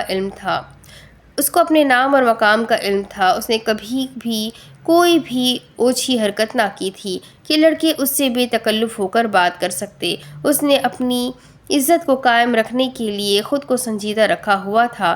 بس یہ عبید رضا ہی تھا جو اس کو بھی اچھا لگتا تھا، کیونکہ عبید رضا نے بھی کبھی اس سے کوئی ایسی غیر اخلاقی اور غیر سنجیدہ حرکت نہ کی تھی۔ چاندنی بھی اس کو دل سے پسند کرتی تھی، لیکن اس نے اپنی آرزو اور خواہشوں کا کبھی بھی اظہار عبید رضا سے نہ کیا تھا، جبکہ اس کی نسبت عبید رضا کئی بار اپنا دل کھول کر اس کے سامنے رکھ چکا تھا۔ چاندنی اپنی ہی دنیا میں مگن رہنے والی لڑکی تھی۔ لامبا سرو جیسا قد، سراہی دار گردن، گورا چٹا رنگ، ستواں ناک، اور پھر ہنسنے پر اس کے دائیں گال میں پڑنے والا گڑھا کئی لڑکوں کی تو جان ہی لے لیتا تھا، لیکن یہ سب چیزیں، خوبیاں اور خصوصیات چاندنی کو باقی لڑکیوں سے منفرد کرتی تھی، اور اس کے چہرے پر گرنے والی بالوں کی لٹ کو لڑکے اپنے لیے وہ ننگی تلوار سمجھتے تھے جس سے ان کے دل کٹ جاتے تھے۔ عبید رضا کے علاوہ کسی میں بھی اتنی جرأت نہ تھی کہ اس سے پوچھ سکتا کہ وہ کینٹین پر آئی ہے تو کیا کھائے گی۔ وہ کینٹین کی جانب بڑھ رہی تھی۔ وہ ایک خالی کرسی پر بیٹھ گئی تو عبید رضا اس کے سامنے آ کر بیٹھ گیا۔ کیا کھاؤ گی چاندنی؟ اس کے پوچھنے پر چاندنی نے آسمان پر اٹکھیلیاں کرتے ہوئے سیاہ بادلوں کو دیکھا اور بولی، سینڈوچ اور کافی۔ ابر آلود موسم میں اس نے ان دونوں چیزوں سے لطف اندوز ہونے کا سوچا تھا۔ عبید رضا نے ویٹر کو سینڈوچز اور 2 کافی کا آرڈر دے دیا۔ سینڈوچ اور کافی آنے پر چاندنی بولی، کیوں تم سینڈوچ نہیں کھاؤ گے؟ کھاؤں گا نا یار، تم سے آدھا لے لیتا ہوں۔ اس نے سینڈوچ لینے کے لیے ہاتھ آگے بڑھایا تو چاندنی نے اپنا وہ ہاتھ پیچھے کر لیا جس میں سینڈوچ پکڑا ہوا تھا۔ مسکراتی ہوئی بولی، اس حسین موسم میں اپنا سینڈوچ کسی سے بھی شیئر نہیں کرنا چاہتی۔ عبید رضا کھسیانہ سا ہو کر رہ گیا اور بولا، چلو ٹھیک ہے، ہم خالی کافی پر ہی گزارا کر لیتے ہیں۔ دونوں ہی ہنسنے لگے تو چاندنی نے آدھا سینڈوچ اس کو دے دیا۔ وہ تھینک یو کہتا ہوا کھانے لگا اور پھر کافی بھی آ گئی۔ عبید رضا نے کئی بار اپنے دلی جذبات کا اظہار کیا تھا، لیکن چاندنی نے اس کو کبھی بھی کوئی بھی ایسا گرین سگنل نہ دیا تھا کہ وہ یقین سے کہہ سکتا کہ چاندنی بھی اس کے جذبات کی قدر کرتی ہے اور اسے محبت کرتی ہے۔ چاندنی اس کی آنکھوں کی زبان سمجھتی تھی، اس کی حرکات و سکنات اور الفاظ، پھر ان الفاظ کی ادائیگی اور چاہت سے بھرپور لہجہ چاندنی کو بہت کچھ سمجھاتا تھا۔ وہ سمجھتی بھی تھی، لیکن اس کے اور عبید رضا کے اسٹیٹس میں زمین اور آسمان کا فرق نمایاں تھا۔ عبید رضا کئی بار اشاروں کنایوں میں اور کئی بار تو کھل کر بھی چاندنی سے محبت کا اظہار کر چکا تھا، لیکن چاندنی اپنی اوقات اور اسٹیٹس کو مد نظر رکھتے ہوئے اس کو کبھی بھی اس بات کا اشارہ نہ دے پائی تھی کہ وہ بھی اس سے محبت کرتی ہے۔ چاندنی کو سینڈوچ مزیدار لگا تھا۔ اس نے ایک اور سینڈوچ کا آرڈر دیا تو عبید رضا نے بل ادا کر دیا۔ چاندنی نے تکلفاً بھی منع نہ کیا تھا، کیونکہ وہ دوست تھے اور دوستی میں اتنی سی بے تکلفی تو چلتی رہتی ہے۔ عبید رضا قیمتی گاڑی میں کالج آتا تھا۔ اس کی پاکٹ میں موجود والیٹ میں ہزاروں روپے اور کریڈٹ کارڈز بھرے ہوتے تھے، لیکن کبھی بھی اس نے اپنی عمارت کا رعب نہ ڈالا تھا، بلکہ سادگی سے ہی اپنی پڑھائی مکمل کر رہا تھا۔ موسم تو آج کسی کی جان لے کر ہی چھوڑے گا۔ عبید رضا کی سوئی ابھی تک موسم پر ہی اٹکی ہوئی تھی۔ کیا ایسا موسم تم نے پہلی بار دیکھا ہے؟ چاندنی نے سینڈوچ کا پیس منہ میں رکھتے ہوئے پوچھا تو وہ ہنسنے لگا۔ ایسا موسم تو میں کمرے کی کھڑکی سے کئی بار دیکھ چکا ہوں، وہ ٹھہرے ہوئے لہجے میں بولا تو اس کے الفاظ محبت کی رم جھم میں بھیگنے لگے تھے۔ پتہ نہیں آج سے پہلے کیوں ایسا موسم مجھے اپنے سحر میں جکڑ نہیں سکا۔ اس نے محبت سے چاندنی کی آنکھوں میں دیکھا تو وہ گڑبڑا گئی اور اس سے نظریں چراتے ہوئے کافی کا مگ ہونٹوں سے لگا لیا، کیونکہ عبید رضا تو اس کے دل کو گھائل ہی کر گیا تھا۔ تو پھر آج کیا خاص بات ہو گئی کہ تم اس موسم کا شکار ہو گئے ہو؟ سوال بہت ہی پیارا تھا اور خاصی گہرائی سے پوچھا گیا تھا۔ کسی حسین ساتھی کا ساتھ ہو تو ہر موسم ہی حسین لگنے لگتا ہے۔ عبید رضا ایک شاعر لگنے لگا تھا، لیکن شاید وہ اپنے ایک ہی فکرے سے چاندنی کو قائل نہ کر سکا تھا۔ عبید رضا، حسین موسم اور حسین ساتھی اس وقت کی طرح ہوتے ہیں جو کبھی بھی تمہارا نہیں ہوتا۔ چاندنی بڑی ہی مہارت سے اس کی بات کو ٹال کر اپنی بات کا جواب بھی مانگ رہی تھی، کیونکہ اس کے الفاظ میں جو سوال تھا وہ براہ راست عبید رضا کے مستقبل پر سوالیہ نشان تھا۔ میرا نام عبید رضا ہے چاندنی، وہ مصمم اور ٹھوس لہجے میں بولا۔ اگر اس حسین موسم میں خوبصورت ساتھی میرا ساتھ دے تو میں وقت کو اپنی مٹھی میں قید کر سکتا ہوں۔ چاندنی کافی ختم کر چکی تھی، لیکن عبید رضا کی باتیں لمبی ہی ہوتی جا رہی تھی۔ وہ ایک لمبی سانس لیتی ہوئی بولی، وقت کو کوئی بھی طاقتور انسان اپنی مرضی سے نہیں چلا سکتا۔ اس کی بہت سی مثالیں ہیں۔ جذبوں میں صداقت اور ارادہ اٹل ہو تو وقت انسان کا غلام بن سکتا ہے، اور میں سمجھتا ہوں کہ میرے جذبے سچے اور ارادے بھی نیک ہے۔ عبید رضا پر موسم حاوی ہو گیا تھا، کیونکہ موسم بے ایمان ہو رہا تھا۔ چاندنی بات کو اختتام کی جانب موڑتی ہوئی بولی، عبید رضا کوئی بادشاہ نہیں ہے جو اپنے محل کے باہر ایک گھڑیال لگا کر اس گھڑیال کی سوئیوں کو اپنی دہشت کا غلام بنا لے گا۔ وہ اٹھتی ہوئی پھر بولی، اور وقت کو مٹھی میں قید کرنے والوں کو یہ بھی نہیں بھولنا چاہیے کہ وقت اس خشک ریت کی طرح ہوتا ہے۔ جس طرح مریض کی زندگی آہستہ آہستہ اس کے بدن سے اپنا رشتہ توڑتی جاتی ہے، بالکل اسی طرح ریت بھی آہستہ آہستہ انسان کی مٹھی سے کھسکنا شروع ہو جاتی ہے، کیونکہ وقت کبھی بھی رکتا نہیں۔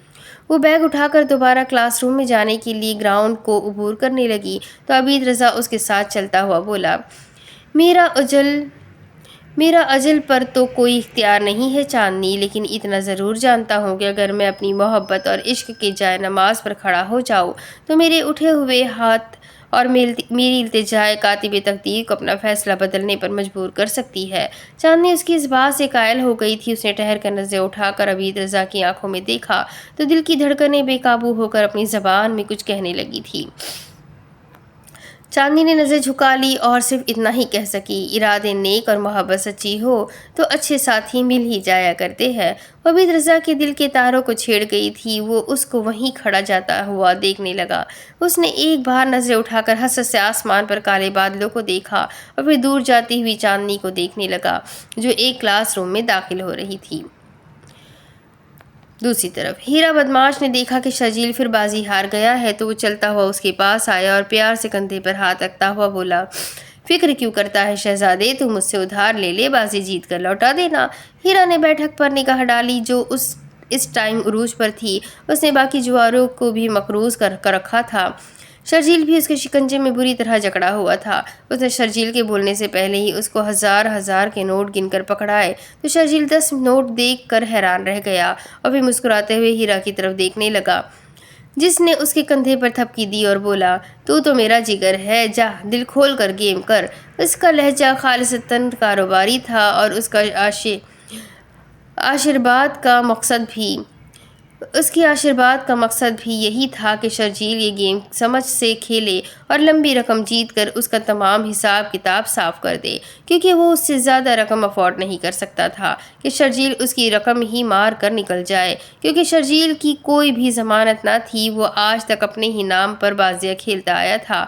اس نے اپنا اعتماد بنا لیا تھا کہ ہیرا نے اس کو اچھی خاصی رقم ادھار میں دی ہوئی تھی۔ ٹینشن نہ لو شرجیل باؤ، اور لگ جاؤ کام پر۔ ہیرا نے شرجیل کو مزید باز پر چڑھایا اور بولا، مجھے یقین ہے کہ تم اس بار ضرور جیتو گے، لیکن ہیرا پہلوان، میں نے تو پہلے ہی آپ کی کافی رقم دینی ہے۔ شرجیل نے شادی مرگ کی کیفیت میں مبتلا ہو کر کہا تھا، کیونکہ 10,000 کے نوٹ اس کے ہاتھوں میں تھے۔ فکر نہ کر، بس اپنی توجہ گیم پر رکھ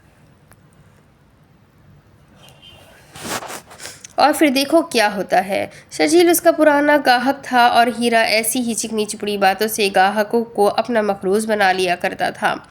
چل اٹھ اور داؤ لگا کر مال بناؤ۔ اس نے شرجیل کو تھپکی دی اور خود آگے بڑھ کر دوسرے جواریوں پر نظر رکھنے لگا اور کچھ دیر بعد وہ مونچھوں پر ہاتھ پھیرتا ہوا بیٹھک سے باہر نکل گیا۔ ہیرا پہلوان کے محکمہ پولیس میں کافی تعلقات تھے۔ وہ کافی پولیس والے بھیس بدل کر اس بیٹھک میں آتے اور لمبی دہاڑی لگایا کرتے تھے۔ متعلقہ تھانے کی پوری ٹیم کو نیچے سے اوپر تک مکمل پروٹوکول کے ساتھ ہر ماہ باقاعدگی سے مال پہنچا دیا جاتا تھا۔ یہی وجہ تھی کہ بار بار محلہ داروں کے کہنے اور شکایات کرنے پر بھی کوئی پولیس آفیسر ایمانداری سے کام کرنے سے کتراتا تھا، بلکہ یہ بیٹھک ہی پولیس والوں کی نظروں سے ایسے اوجھل تھی جیسے آنکھ اوجھل پہاڑ اوجھل۔ اگر کوئی ایمانداری دکھانے کے بخار میں مبتلا انسپکٹر اپنا قد بڑھانے کی کوشش کرتا تو اوپر سے ایک ہی کال اس کا رعب اور دبدبا ٹھنڈا کر دیتی تھی۔ وہ بیچارہ جس طرح جواریوں کو پکڑ پکڑ کر گاڑی میں ڈالتا تھا، پھر کال سننے کے بعد وہ شرمندگی سے کہتا کہ ان سب کو چھوڑ دو، اب تو محلہ والے صرف اللہ کی طرف سے ہی کسی معاوضے کے منتظر تھے، کیونکہ غیر قانونی کام کو قانون ہی تحفظ دے رہا تھا۔ تو پھر کس کی مجال تھی کہ اس بیٹھک کی طرف آنکھ اٹھا کر بھی دیکھنے کی جرات کرتا؟ یہی وجہ تھی کہ اس بیٹھک میں موجود تمام کھلاڑی کسی بھی چھاپے کے خوف سے آزاد ہو کر اپنے کھیل میں مصروف ہوتے تھے۔ ان میں سے تو کوئی اپنی ماں، بہن، بیوی تک کا زیور اس بیٹھک کی نظر کر چکا تھا، اور بہت سے جاہل تو اپنی جائیداد کے کاغذات ہیرا کی بھیٹ چڑھا چکے تھے اور ان کے کیسز شہر کے مختلف عدالتوں میں پڑے ہوئے تھے۔ شرجیل کی آج قسمت اچھی ہی لگ رہی تھی۔ اس نے 5,000 کا پہلا داؤ جیتا تو پھر جیتتا ہی گیا۔ اس کی جیبیں نوٹوں سے بھر گئی تھی۔ اس نے آج لاکھوں روپوں کی رقم جیتی تھی۔ اس نے سب سے پہلے ہیرا کا قرض اتارا تو ہیرا بھی حیرت و استعجاب کی ملی جلی کیفیت میں مبتلا ہو کر اس کو دیکھنے لگا تھا۔ اب شرجیل کے پاس تقریباً 1.5 لاکھ روپے بچے تھے، اور یہ بہت بڑی رقم ہیرا اور اس کے حواریوں کو بری طرح کھٹک رہی تھی، کیونکہ شرجیل کا جیت جانا بالکل ایسا ہی تھا کہ اب یہ چڑیا اس کے ہاتھ سے نکل جائے گی۔ دوسری طرف بادشاہ نے ایک ہوٹل پر لکڑی کی کرسی پر بیٹھ کر چائے پی اور دل کو خوش کیا کہ وہ ایک ہوٹل پر بیٹھ کر چائے پی کر آیا ہے۔ بادشاہ نابینا فقیر تھا۔ اس نے ایک ٹی اسٹال کو ہوٹل ہی سمجھا اور دل کی بھڑاس نکالنے کے لیے اس کو من ہی من میں ہوٹل کا نام دے کر دل کو تسلی دینے کی جھوٹی کوشش کی تھی۔ کیوں بھائی بادشاہ، آج کل اس علاقے میں بہت نظر آ رہے ہو؟ دوسرے فقیر نے اس سے پوچھا تو وہ دکھ اور کرب سے مسکراتا ہوا بولا، منزل تو آنکھ والوں کو نظر آتی ہے یار، بادشاہ تو اندھا ہے، اس کو کیا معلوم کہ وہ کہاں اور کدھر جا رہا ہے۔ اس نے اپنی چھڑی پکڑی اور انتظار کرنے لگا کہ دوسرا فقیر مزید کچھ بولے۔ تمہیں معلوم ہونا چاہیے بادشاہ کہ علاقے مول بکتے ہیں۔ وہ دوسرے فقیر کی بات سن کر پھر ہنسا اور کہنے لگا، میں کون سا کسی مخصوص اڈے پر کھڑا ہو کر بھیک مانگتا ہوں، میں تو اس لاٹھی کے سہارے گلی گلی گھوم کر خود کو سزا دینے کے لیے صدائیں لگاتا ہوں، تو لوگ میری حالت پر رحم کھا کر مجھے کچھ نہ کچھ دے دیتے ہیں، پر پھر بھی احتیاط ہی کرنا، ٹھیکیدار بھی گلیوں میں ہی گھومتا رہتا ہے۔ دوسرے فقیر نے اس کو راز کی بات بتا کر احسان کیا تھا۔ اچھا بھائی، تمہاری خوشی اسی میں ہے کہ تم مجھے ڈرا کر ہی راضی ہو تو ٹھیک ہے۔ بادشاہ نے ہنستے ہوئے لاٹھی کے سہارے پر وہاں سے اٹھ کر دائیں طرف جانا برکت سمجھا تھا۔ وہ ایک گلی میں داخل ہوا اور اپنی صدائیں لگانے لگا، بیٹی رحمت ہے، بیٹی زحمت نہیں، بیٹی رحمت ہے، بیٹی زحمت نہیں ہے۔ وہ صدا لگانا شروع ہوا تو خود بخود اس کی صدا میں سوز اور درد عود آیا تھا۔ وہ خود بھی رونے لگتا تھا اور کمزور دل عورتیں بھی اس کی صدا سے مرعوب ہو کر اس کو خیرات دینے لگتی تھی۔ بابا جی، آگے نالی ہے، دھیان سے۔ وہ ایک رہنمائی والی آواز سن کر دکھ سے بولا، دھیان ہوتا تو آپ کو آواز نہ دینا پڑتی بھائی۔ اور پھر کسی نے اس کا ہاتھ پکڑ کر اس کو نالی پار کرنے میں مدد کی اور اس کو ایک نئی گلی کی جانب روانہ کر دیا۔ بیٹی رحمت ہے، خدا کا واسطہ ہے، بیٹیوں کو زحمت نہ سمجھو۔ بابل کی آنکھ کا تارا بیٹی ہوتی ہے۔ اس نے آج اپنی صدا میں کچھ الفاظ کا اضافہ کیا، لیکن یہ الفاظ اس کی زبان سے نہیں بلکہ دل سے ادا ہو رہے تھے۔ اونچی آواز میں صدائیں دینے لگا، باپ کے صحن کا چانن بیٹی ہوتی ہے، باپ کے گھر کی روشنی بیٹی ہوتی ہے، بیٹی کو زحمت سمجھ کر مت دھتکارو، بیٹی رحمت ہے، بیٹی زحمت نہیں ہے۔ اس کی تڑپتی ہوئی آواز نے بہت سی عورتوں کو رلا دیا تھا۔ گرو بھی اس کی صدا سن کر گھر سے باہر آ گیا تھا۔ بابا جی، پہلے تو آپ کو کبھی بھی ادھر نہیں دیکھا۔ گرو اپنے گھر کی تھڑی پر بیٹھ گیا تھا۔ اس نے بادشاہ کی آنکھوں میں آنسو دیکھے تو اس کو روک لیا۔ کیا اس علاقے میں نئے آئے ہو؟ بادشاہ اس کی آواز سن کر رک گیا تھا۔ اس نے اپنی چھڑی سے اس بات کی تصدیق کی کہ گرو کہاں بیٹھا ہوا ہے۔ وہ بھی ٹٹولتا ہوا تھڑی کے نچلے والے حصے پر بیٹھ گیا اور اپنے کاندھے پر لٹکتے ہوئے میلے سے صافے سے آنسو صاف کرتا ہوا بولا، نیا اور پرانا علاقہ تو آنکھوں والوں کے لیے ہوتا ہے، اندھوں کے لیے تو سب علاقے ایک جیسے ہی ہوتے ہیں۔ اس کی آواز میں درد نمایاں تھا۔ آپ میری کچھ مدد کریں گے جناب؟ بادشاہ نے التجائی لہجے میں کہا تو گرو ہنستے ہوئے بولا، जनाब, ना बाबा ना, हम जनाब कहाँ हैं, हम तो नाच गा कर गलियों से अपना रिस्क उठा कर लाते हैं, इकट्ठा करते हैं। मेरी तरह आपको मांगना तो नहीं पड़ता ना। बादशाह समझ गया कि गुरु हिजड़ा है और वो इस वक्त किसी गुरु टाइप के शख्स से मुखातिब है। गुरु एक ठंडी आह भरता हुआ बोला, हाँ बाबा जी, हमें हाथ नहीं फैलाना पड़ता, बस सदा ज़रूर लगानी पड़ती है और फिर पाँव में घुंघरू बांध कर नाचना पड़ता है, फिर जाकर रोज़ी मिलती है। तुम तो मुझसे भी ज़्यादा दुखी लगते हो भाई, बादशाह हंसने की कोशिश में बोला। बाबा जी, आप मुझे गुरु कह सकते हो। गुरु को शायद लफ्ज़ या रिश्ता भाई पर एतराज़ था। बादशाह उसकी बात सुनकर हंसता हुआ बोला, अच्छा तो गुरु जी, आप क्यों दुखी है? आप तो आंखों वाले भी हो और आपके पास तो फ़न भी है। गुरु ने ताली बजाई तो ताली के मखसूस आवाज़ सुनकर बादशाह भी मुस्कुरा दिया। हाय हाय बाबा जी, अब इस फ़न की कदरदान कहाँ। हम तो मुग़ल शाह के दरबारों में अपना फ़न पेश किया करते थे तो हमें बादशाह सोने चांदी में लाद दिया करते थे। गुरु भी वेला ही लगता था, अपनी पुरानी नस्लों की बातें छेड़कर बैठ गया था। आप इतने पुराने हो गुरुजी? बादशाह ने मजाकन पूछा तो गुरु मुस्कुराते हुए बोला, मैं सदके जावा, तुम भी मुझे अपने ही जी लगते हो जी बाबा जी।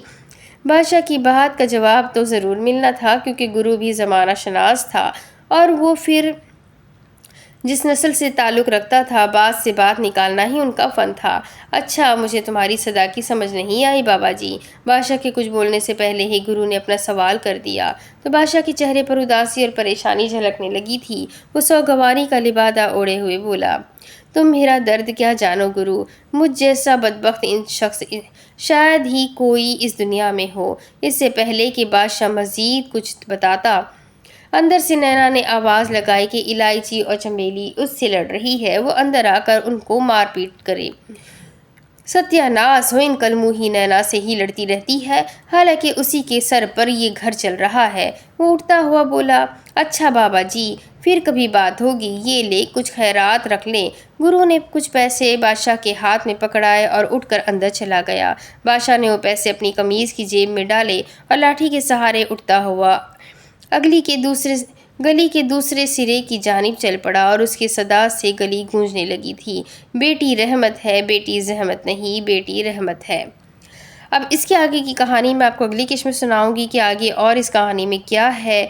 बहुत ही इंटरेस्टिंग लग रही है मुझे, तो उम्मीद करती हूँ आपको भी अच्छी लग रही होगी। और अगर अच्छी लग रही है तो जल्दी से पहले वीडियो को लाइक करें, चैनल को सब्सक्राइब करें, बेल आइकन को ज़रूर दबा दें और अपने कॉन्टैक्ट्स में इस नावल को ज़रूर शेयर करें।